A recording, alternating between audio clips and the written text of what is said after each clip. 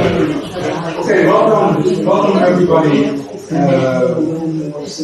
this SIDS seminar, and welcome to IG. Also welcome to participants we have online. We have a live stream and we also have a Teams session with already several people online. Actually, I understood that there are two competing sessions at this moment at IG, so hopefully also more IG colleagues will come in later on. My name is Wim Doeken, and I'm an Associate Professor in Database Management here at IG, and I will moderate this session. So the session is about SIDS, Small Islands Development States. So we talk about small islands, but not all SIDS are really small. There is quite some diversity besides SIDS. I mean, we have Maldives, we also have Jamaica, so that's quite a difference in size. Small island development states, so we mainly talk about countries with a lower middle income. And on this map you see an overview of the SIDS identified by the United Nations. And as you can see, they divide SIDS in three regions. So here we have the Caribbean, with Jamaica and St. Lucia, for instance. And we have the Atlantic Ocean, with Cape Verde, for instance. The Indian Ocean, the Maldives, the South Chinese Sea as well. And then we have the Pacific, with Tonga, Fiji, etc. So it's a really interesting and diverse set of countries with very different characteristics, but also similarities. So the map shows that SIDS in general are small. SIDS also are, that's also what you can see on the map, are very remotely located. And that also contributes to the fact that SIDS face a lot of water development challenges. In general, SIDS also have limited resources and so are very dependent on external support. And on top of that, we have climate change, causing sea level rise and more extreme weather events, which has serious impacts on many SIDS. So the challenges for the SIDS countries are very large, you can imagine, and you know. So this workshop actually is also of the SIDS program. It's a program that was initiated by IG and by the Ministry of Foreign Affairs in 2015, so 10 years ago.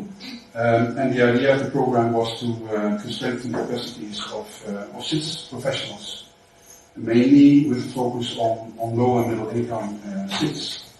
So the main focus actually of the program was these MSc fellowships.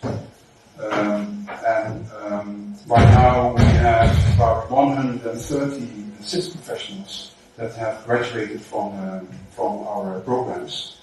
And apart from those programs, we also had workshops where SIDS students shared experiences about SIDS and also to discuss, what are the differences, what are the similarities, and how can we help each other. And then the second phase of the program, in the last years, actually we also focused a bit more on this knowledge sharing and dissemination, and this event is an example.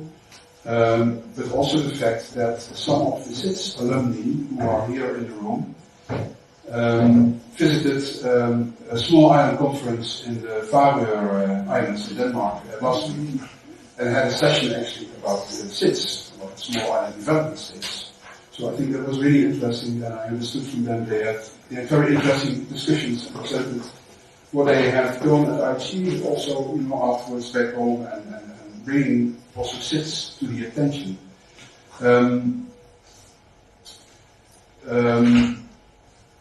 So the program has been running now for 10 years, Marcella Patirana is the current program coordinator. It's really nice that we also have not the first, but the second program coordinator here in our audience, which is Erik de Rijter, who retired a few years ago, but still has SIDS in his heart, right here. And actually the first coordinator was Maria Kennedy. And maybe Maria is online. So she started actually this program, and now in the last years, Asela has taken over the coordination. And he will also take the floor later on. So since 2015, as I mentioned, we have 130 graduates, SIDS professional graduates, supported by the SIDS program, which is huge. So it's a lot of learning, it's a lot of knowledge, it's a lot of experiences. I hope that alumni are joining online. But it's also really nice that we have a few alumni here in our audience. And I already mentioned, they visited this conference in Denmark. And we thought it's also a nice opportunity to not only visit this conference in Denmark, but also to stay a few days in Delft, to work with us on the curriculum that we are developing, open software curriculum that we are developing, actually together with our alumni. So SIDS alumni, so we have Adele Young, who is a SIDS alumni, yeah, but also a PhD student at this moment. And we have also Adam Mubin, also doing this PhD now at IG. But then we have the SIDS alumni who actually specially came over for this event in Denmark and for this workshop. So we have Atishma Lau from Fiji, and we have Helen Barbosa, we have Danielle Townshend from Jamaica, and we have Fadila Ibrahim from Maldives. Fadila is not a citizen. But still, you're working with us on a project, so it's good to have you in the team. So they will stay for a few days at IT to work on this online course. And then we also have the current, because there is also, so the program, this phase of the program, the SIDS program, will end at the end of this year.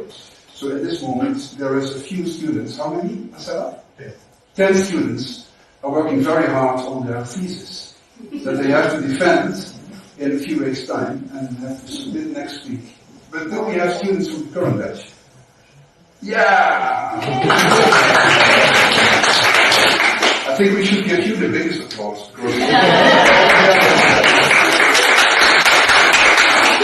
So you get a pass. Okay, then, so actually in this session we have two main components. It's here. So first, I forgot to say that so in the last years we worked on this knowledge sharing and dissemination. So also this event in Denmark, but we're also working on an online course, also to make the knowledge and experiences gained more accessible for more people. So this book has been developed in the past year, and we also do that with our alumni.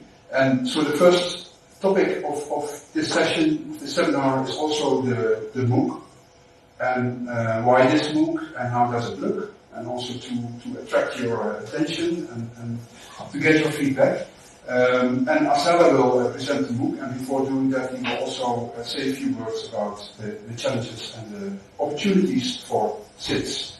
And then the second part of the program, so that we are here, and this will be combined, is actually this panel discussion, because as I mentioned, we thought we have these really nice SIDS alumni here at IG, and that's really a great opportunity to have them here on stage and to actually listen to them and to hear about how they see the challenges in SIDS and the opportunities, and the role they play or they try to play also in contributing to those challenges also after graduation.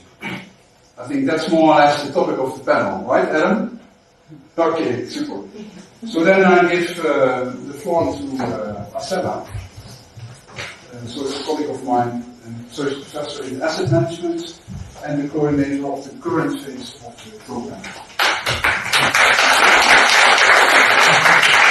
Thank you very much, and thank you very much for joining both face-to-face and online for the seminar on small island development scale.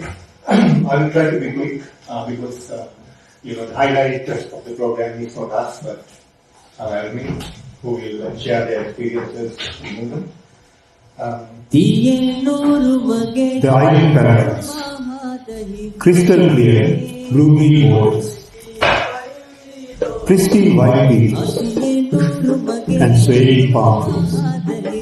We often imagine these heavenly scenes, even when stories warn of the challenges that come with living surrounded by sea on small lands.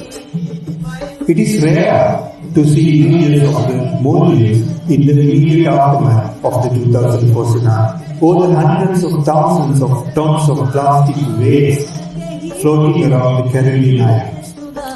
Climate change, caused by human activities, is causing sea levels to rise, leading to the loss of many islands.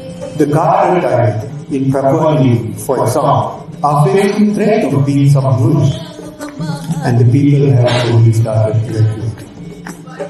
By 2030, Kiribati, a nation consisting of 33 atolls in the Pacific Ocean, might become uninhabitable. Issues like waste disposal and the resulting damage to fishing zones, land subsidence and depletion of freshwater resources pose significant challenges to the island inhabitants. Small populations scattered over small lands make it hard to provide necessary services and to manage the infrastructure that provides those sustenance. Join us as we journey deeper into the realm of small island developing states, unmasking the realities that lie beneath the surface. Together, let us shed light on their landscapes, environments, diplomacy, economies, vulnerability, and the great achievements. And we shall discover the intertwined fate that binds these remarkable islands in their pursuit of sustainable development.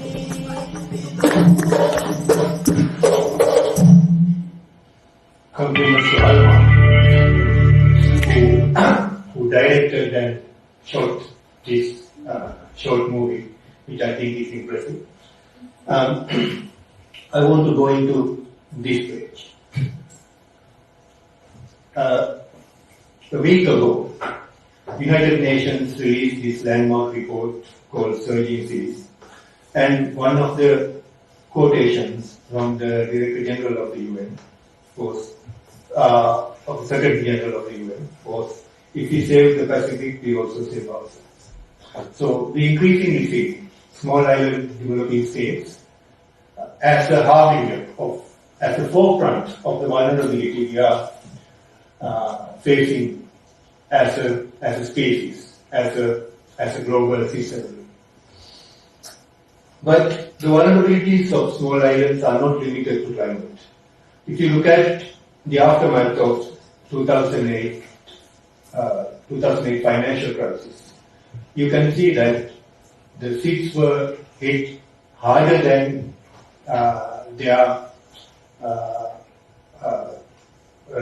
harder than the developing countries as a whole, and they took longer to recover. And there's another very interesting aspect about SIDS, that is, on the surface, these countries are relatively prosperous. They have a slightly higher GDP than many developing countries, at least compared to the average of developing countries. So the vulnerability is sometimes hidden. Luckily for us, recently the United Nations, again pushed by the small island developing states, came with this new measure called multidimensional vulnerability index, which sort of frames this vulnerability in a very fair way, as opposed to the GDP alone. So you can see that those blue dots in the graph, these are SIDS, and they also, while they have higher GDP compared to many developing countries, they have also higher vulnerability. So we make the point that especially when these countries are graduating with imports into middle income and high income countries, actually we are whitewashing or hiding the vulnerability under the screen of GDP machines. So that vulnerability does not go away just because they graduate into low and middle income countries. Why they are vulnerable? There can be myriad of reasons, but one reason is clear if you look at this graph. What it shows is that there are these countries, if you look at these countries like Maldives, like Solomon Islands, as states, you really don't see the whole vulnerability. You have to look at them as constituent islands. Maldives has more than 186 inhabited islands outside the capital. These are tiny land masses with very high population densities combined with very low populations. So it is a real challenge for us to prepare, to provide water supply, water security, and other infrastructure services for these islands. And it's a real challenge for the states to handle these services in their constituent islands. So vulnerability of SIDS, in our opinion, is posed by 4 different important aspects. One is the change, including climate change but not limited to. And the other is the economics, because most of these countries are very heavily dependent on single economic activity, namely the tourism. Maldives, for example, has 80% of its GDP covered by tourism. That's a lot. And there are many other countries like that. And many of these countries are also facing unsustainable debt. And also, most importantly, they have this unique phenomenon that we collectively call as islandness. That's the remoteness, that's the small size, that's the small resource base. So combined, we call it islandness. So these are the vulnerabilities that in the domains of environment, social and economic realms that these islands are faced. But it's not all about vulnerabilities. If you look at the past, we realize that island has been teaching us. Young Charles Darwin, when he was visiting the Galapagos Islands, he had this unique opportunity to see how the evolution was happening in reality.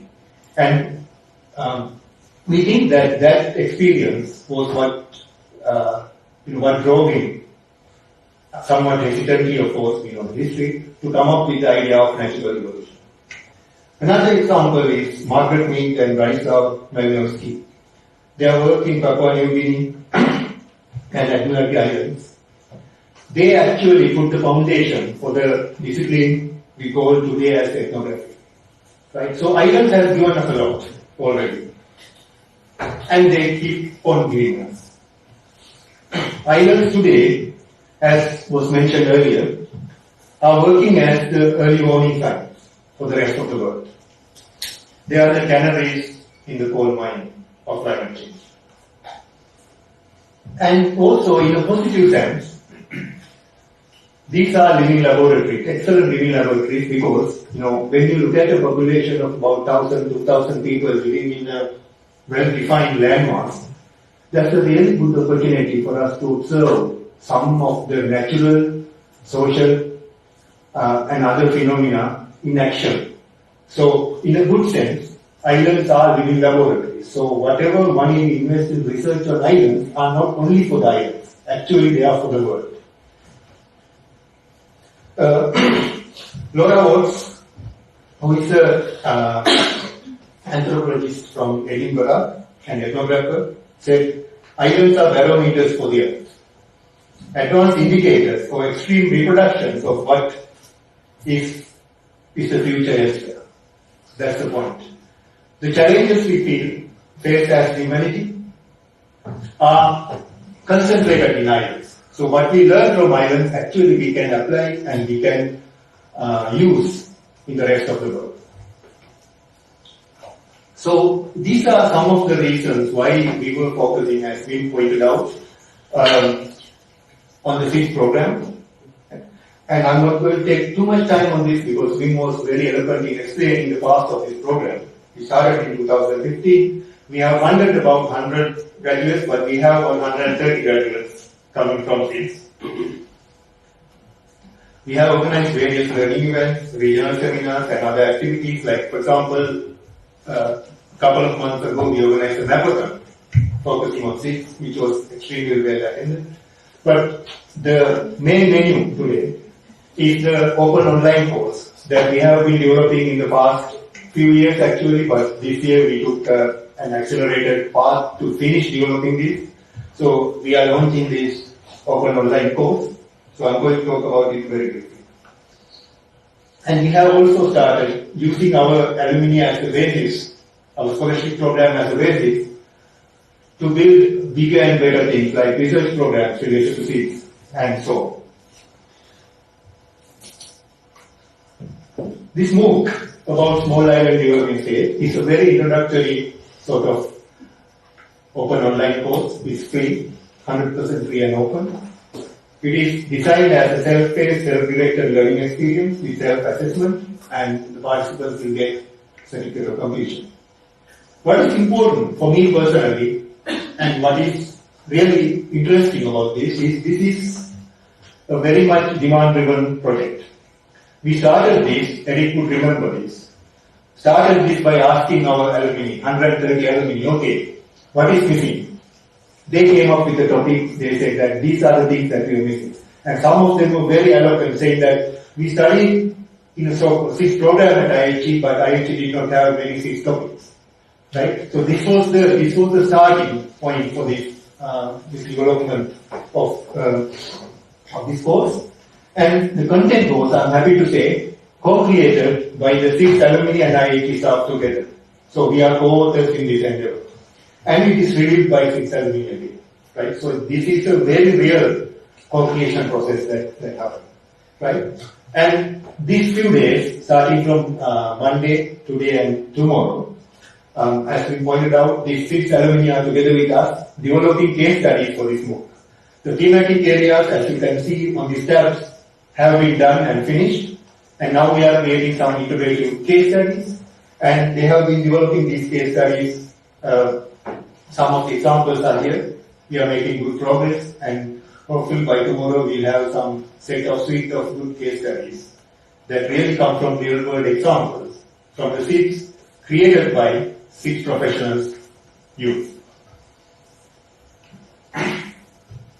So, finally, somebody will ask, hydrology is hydrology, finance is finance, asset management is asset management. Why do you try to separate it for SIDS? Our answer for that is the size matters. By size, what we mean is not only the physical size, but limited resource base, the special economic constraints and things like that. So SIDS are a very special case that we need to pay special attention. And they have special needs, and we have seen time and again of solutions that have been copied from the rest of the world and tried to apply in SIDS, but they don't work sustainably because of the difference in realities. So that is why we create SIDS, and also they are living laboratories. The graph on the right shows a very interesting look about the vulnerability. There are many SIDS islands that have very long coastlines surrounding a very small amount of land. Countries like Micronesia, Palau, Kiribati, Maldives, Seychelles, Marshall Islands, Nauru and Tuvalu have on average less than 1 square meter of land surrounded by 1 kilometer length of coastline. So, talk about vulnerability. So, this is the reality that we are talking about. So, with that, I would like to stop here And for the next part, I would like to introduce my colleague and dear friend, Adam Mutin, who is, as was introduced, who is from the Maldives, who is a SIDS alumni and doing PhD here now, who is going to guide the panel discussion. Adam.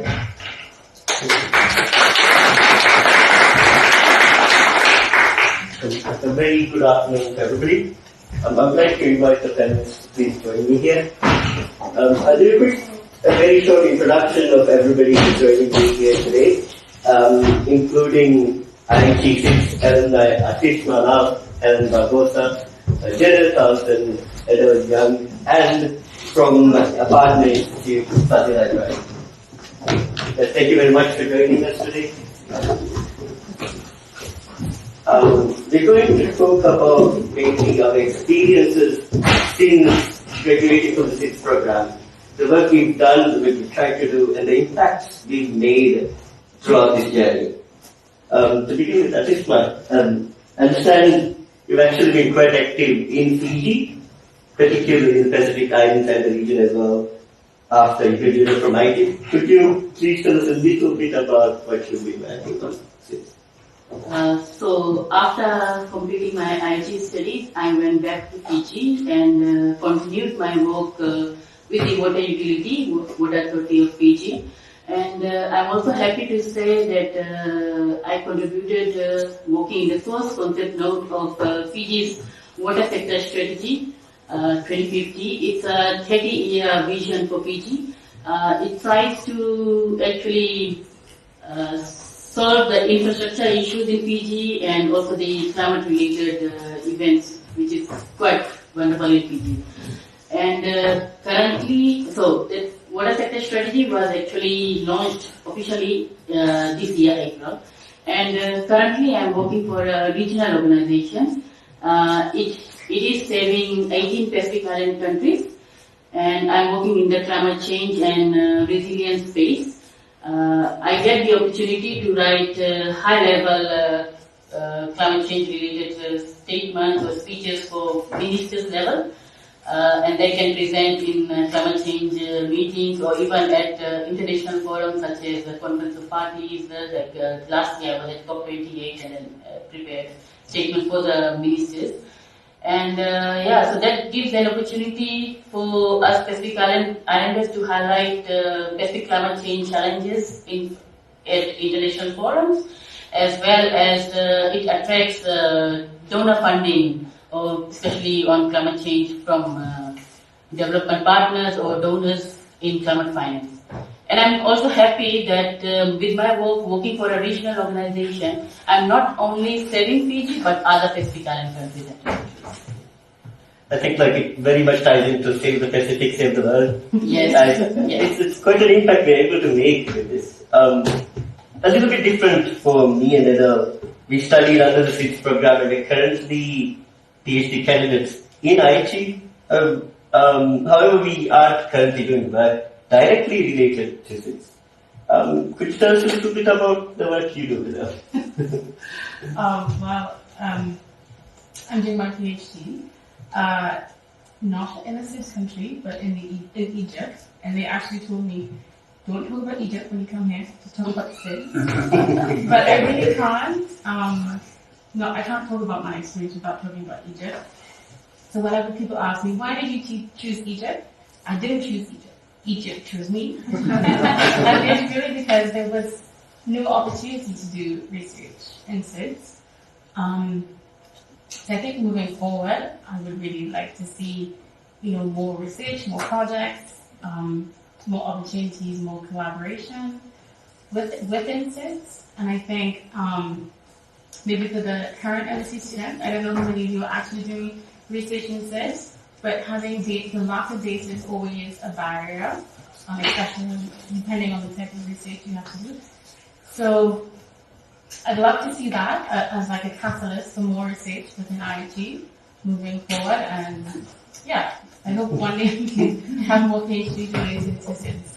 I must actually really agree with Edel's sentiment, because I'm hoping the work we're doing currently is reflected in the opportunities we get in the future, particularly in relation to research related to SIDS, because it does drive an impact. And one of the ways to demonstrate it is what we did last week. This last week we attended the International Water Resources Association's first Island Water Congress in the Faroe Islands, Denmark. And SIDS group, we hosted a special session during this event. Dale, could you tell us a little bit about the event and your experience there? Yes, so as you have heard, the first Island Congress was held last week in the Faroe Islands. And thankfully to IAG, I was able to actually do my research in my country. And so because of the SIDS coordinating team, I was invited to make my presentation at this special session that the IAG SIDS coordinating team arranged. And I really found the Congress enlightening and also inspiring. Enlightening because not only was I exposed to the challenges, the water management challenges and the sustainability issues of various SIDS that are similar, but the solutions might not be the same. It was inspiring to also hear the innovation from different researchers. It was also inspiring to hear from the policymakers, the engineers, all grouped in one room, but focused on islands. Islands was the focus. And that usually is seemingly, we get kind of, grouped in a very small space, and the focus is on the larger players, and the island players tend to get lost. And so to have a Congress, a whole Congress focused on only island water management challenges, sustainability issues, that was awesome. It was awesome. It was also great to work with my colleagues here, see old friends, and meet with Acela in person and work with him. Yeah, it was very nice, and I really do hope that more opportunities like this can come for persons who are also within IAG, who are coming to IAG, but who have left, who can come back and contribute in ways like this. So it was very nice. Honestly, I couldn't have put that better. Now, research is something that includes a lot of support and a lot of different people, not just the researcher or the thesis writer itself. Fazila, while not a SIDS alumnus, like your institute contributes significantly as a partner in ongoing IGW SIDS-related projects. Could you share a little bit about how your work connects to our program? Yes, thank you. I think I'm the outlier here, not the alumna, but thank you for having me here. So I think with IHE, I was able to connect Acela when he invited our college, Villa College, to partner with the project as a higher education partner. So part of that project, currently in the Maldives, as you can see, Maldives is a very spread out, geographically spread out across the ocean, 90,000 kilometers, in which only 3% is land. The whole surrounding is the ocean. And islands are so far geographically dispersed, it's very challenging for any government to administer any, and especially the utilities. So part of that, our contribution as a research institute is we have sponsored 3 master's students to do their research in connection with the project, which is largely 3S water, that is small scale water systems, focusing on it. And we actually got from the 3 students, 2 students are actually working in the utility provider institution, and they are specifically focused on how the management, like water management, utility management, because we have identified a mismatch between it. So hoping through the master's dissertation, we hope to actually delve into this issue, what's the current issues and what's the current problem. Because we see a mismatch between the service provider and the receiver, and how is actually manage to provide it, and hopefully that would be an important aspect, because especially talking in small islands, especially in the outer island, not the greater Male area, it's very difficult to manage. I must contextualize this because as part of a partner institute, she's currently the dean of the research, and I do not recall the intent, but she assists in supervision of master's students. So this is a capacity that we must not only show gratitude for, but also showcase, because we have experiences and we have a lot of knowledge within these islands that can benefit our research outputs. And are benefiting our people. That I think I missed. Although we are providing supervision, we don't have the expertise in water, so that mentorship is provided through IFG as well as the consortium partners that are working at the ground level. We have community NGOs who are actually working with it. They will be providing mentorships and working with the students in developing, bringing out the output of their dissertation topic. Thank you. We're going to do something a little bit different before we go to Helen, because Helen won an award from the Swiss Water Partnership to produce a short film that showcases the everyday work of valve operators and how the operation of these valves in a water system affect access to water in the municipality of Santa Cruz in Cape Verde. So we'll just set aside a little bit to show the film, and then we'll get back. I'd like to invite the panelists to join us again.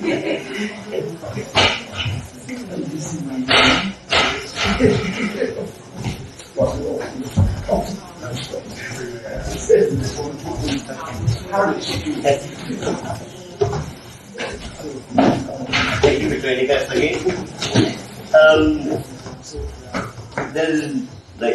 This is one of the most powerful ways you can make a statement. And what motivated you to produce this movie?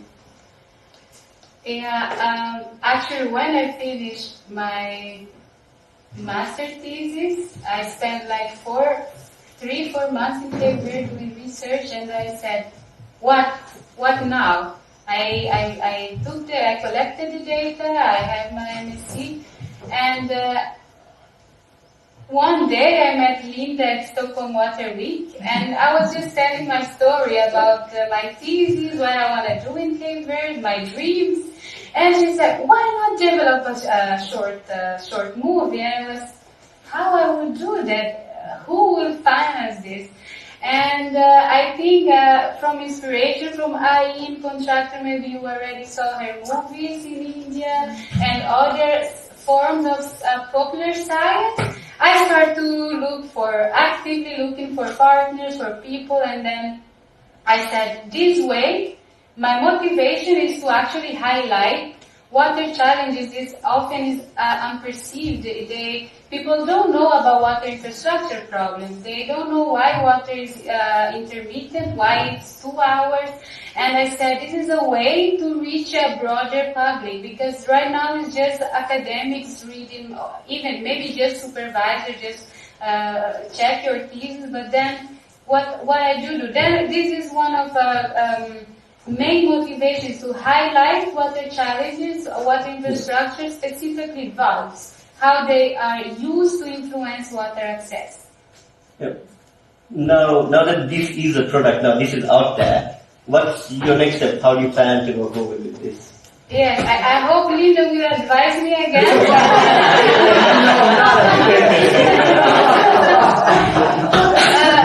But I have an idea right now, because I have key partners and people advising me. It won't be able if I didn't have Alma, Akoshua, Linda, Ain, all other people behind me, because this is just an experience. My first time, I just jumped to do it. So in the future, some people are advising me to map, and actually I start to map actors that can support, and we can develop a project to go back to Cape Verde, to this low-income area, and fix those valves that are not working. I will help you.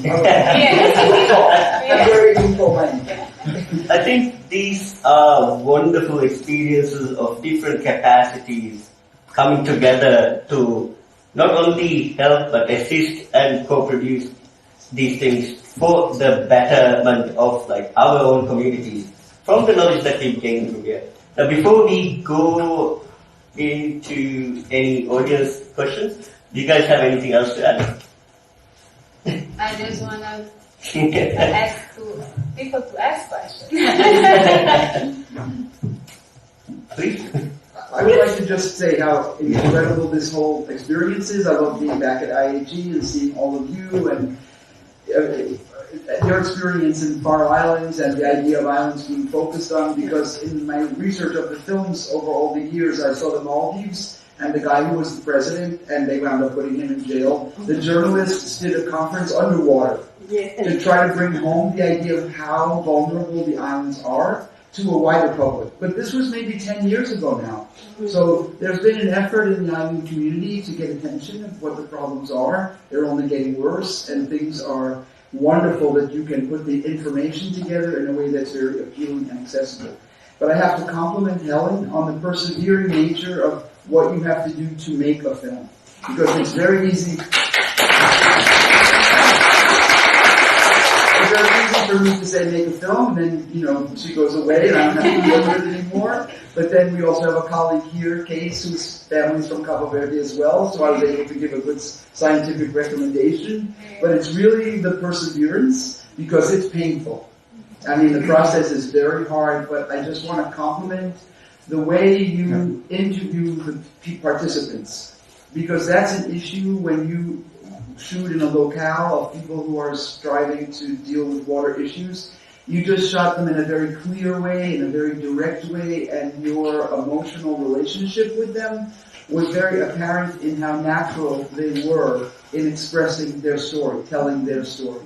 And I just want to compliment you on the beauty of the film and the structure of the film and the stepping stone that it creates for you to actually find a solution. Because in the film world and in the conference and the the festival thing of showing the films, the question always is, now what? Now what are you going to do? And when you write proposals to raise money, that's always going to be the issue. Okay, you're going to make a film, but then what?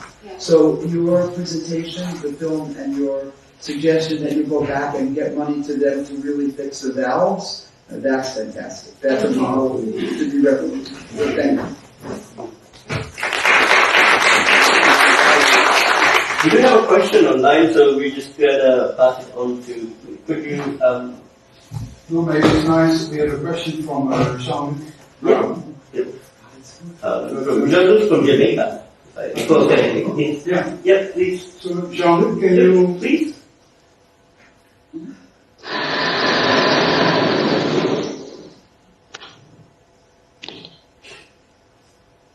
Can you hear me? Yes. Hey guys. Hi, so Adele, everyone. My question was the thought came to mind as I spoke about SIDS not being able to, or we haven't done much research in our areas, that she's focused in Egypt, not necessarily in a SIDS country. I was thinking that we've done a lot of good work at IIT and the SIDS program. It has built capacity for a lot of us alumni students. But when we return to our locals, I'm not sure if this happens in all cities, there seems to be a lack of continuation and knowledge transfer based on what we have learned and been taught while we're at IIT. And I feel like in some other countries, well, even my country in Jamaica, there is no continuation of what we've done in terms of research and studies. And I feel like the end goal of what we try to achieve with the SIDS program is not necessarily realized in all aspects, at least when you get back home. So I was just wondering what you guys think about that, if we have that same issues in other cities. What are maybe possible ideas in terms of going forward, trying to fix that issue? And then in countries in cities that have not this issue and have, somehow found a way, whether through the government or other agencies to focus on, water-related issues and use the knowledge that we've gotten and garnered. Have they found a way to, or if they found a way to use that knowledge and experience and research, how is it that they went about that? If they could, share with us, that mechanism, and maybe, other countries, other states could adopt said mechanisms. So that was my question, and maybe it's a lot in one, but yeah, that was my thinking. Thank you. Just to simplify this, we're talking about how to translate our learnings from SIDS into practice and how to keep it going forward as continuity from keeping those knowledge bases and to get it growing. And also put it very practically into practice. Guys, would you anybody would like to pick this up? Absolutely. But I could just, I guess no, but that is the key point, right? Like, how do you translate it into something practical? I think that is an ongoing challenge. Maybe I could, something I didn't say, even though I was like, oh, I'm in Egypt. But for this case study, what I've learned in Egypt and what I am doing for my research, I am applying it to my case study back home. So I think sometimes the problem isn't necessarily that we don't have the knowledge to translate it, but there may be other institutional type challenges that you face when you go home. You have these grand ideas of what you learned, and you're like, let's do this, and everyone's like, no, we've been doing this for so many years. Yes. And you just came with this idea. So there are a lot of challenges, and I don't know if I have any advice for but I'm trying. I'll add to that because the entire idea of producing the book and bringing together more contextual, more connected information from directly the SIDS and connecting these learnings together was to show these things, show these gaps, and show how we could work with our knowledge to improve upon these things. And hopefully, the case studies that we're currently working on within this workshop, that will be an integral part of the online course, will be able to fill at least a little bit of that gap, and hopefully we'll be able to improve upon that experience and provide not only just other opportunities, also improve upon this experience and provide more ways to share this knowledge within our networks and further.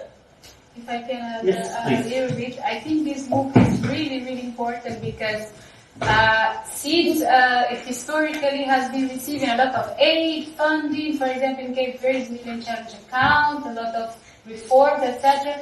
But through this MOOC, each country here actually is presenting an everyday case, how this infrastructure are working. For example, I show valves. This specific municipality has been reformed, to be improved, but in the practical reality, how the utility deals, and for example, the water policies, that additional try to show and solutions, on the ground solutions, very cost effective.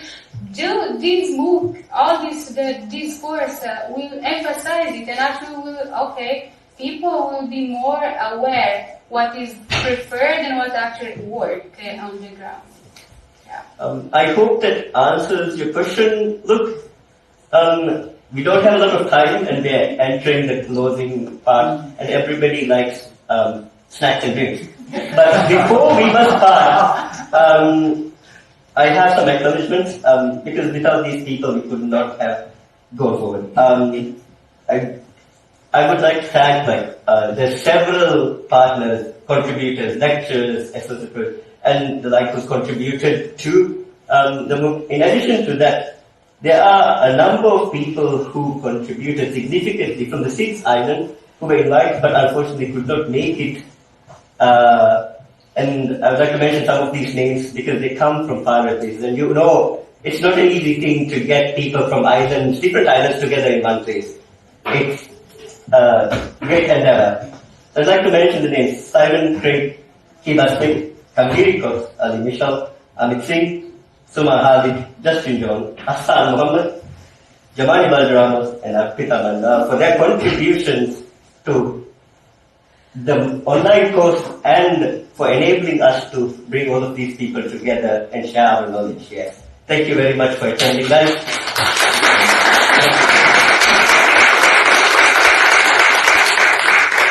Yeah, thank you, Adam, and great. Yeah, so that brings us to the end of this session. And I hope that you enjoyed it. I did actually. I liked the movie a lot, and also the panel discussion. Nice talk by Sarah. The question by Jean-Luc actually is a really interesting one. Not easy to answer, but it's something to. Yeah. So we will continue. So this is the end of this session in this room, and we would like to invite you all for the drink downstairs in the restaurant, and there we can continue the discussion. Eddie?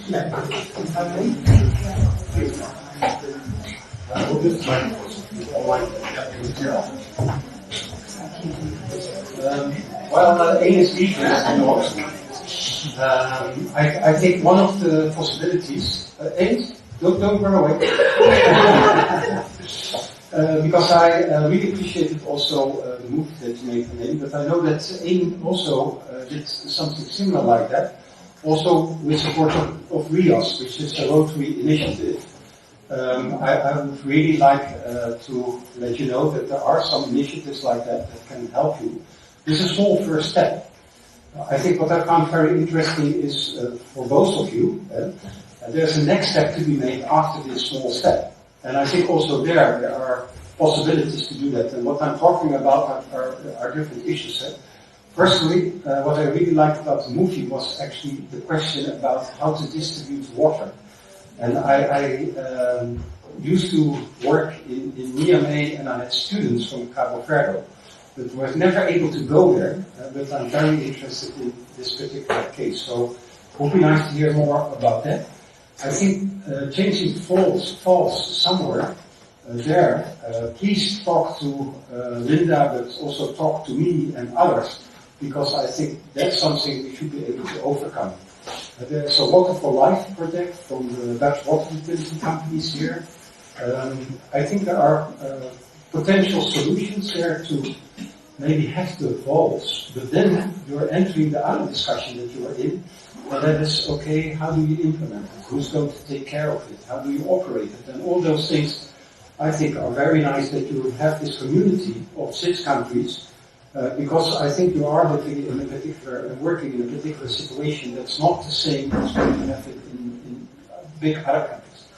I think you should also know that you are a sort of example case for a lot of other countries.